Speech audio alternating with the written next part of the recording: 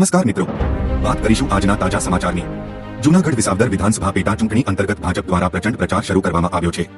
ભાજપ ઉમેદવાર કિરીટ પટેલ દ્વારા શરૂ કરાયો પ્રચંડ પ્રચાર। દરમિયાન ભેસાણ તાલુકાના મેંદપરા ગામ ખાતે કિરીટ પટેલે લોકોને સંબોધન કર્યું હતું। ગામની મધ્યમાં સભા યોજી સંબોધન દ્વારા કર્યો પ્રચાર। કિરીટ પટેલે આગામી 800 દિવસમાં વિકાસના અનેક કામ કરવાનો આપ્યો વાયદો।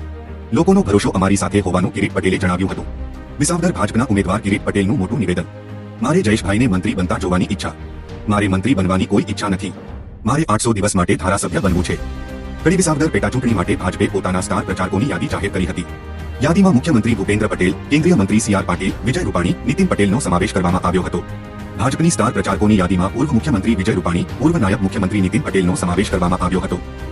તે સિવાય કેન્દ્રીય મંત્રી માંડવિયા, નિમુબેન બાંભણિયા, સાંસદ રૂપાલા, પ્રદેશ સંગઠન મહામંત્રી રત્નાકર, જીતુ વાઘાણી, ભરત બોગરા, ગોરધન ઝડફિયા, નંદાજી ઠાકોર, વર્ષાબેન દોશી, રજની પટેલને સ્ટાર પ્રચારકમાં સામેલ કરવામાં આવ્યા છે। તો હાલ માટે આટલું, મળીશું નવી અપડેટ સાથે।